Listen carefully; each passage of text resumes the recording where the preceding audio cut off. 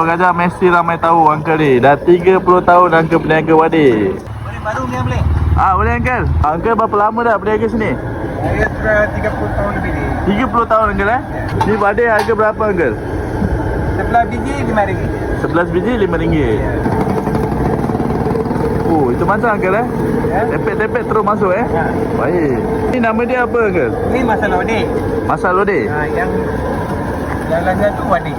Wadik yang ada Lubang. lubang dekat tengah tu lah, macam donat Yang ni wadik.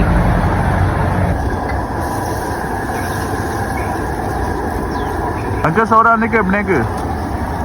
Saya seorang sini. Seorang lah. Dia ada lubang-lubang tu, masak lodeh yang tak ada lubang. Okay Uncle, kasih saya RM5 Okey. Campur-campur Campur. Okay baik Uncle. Thank you.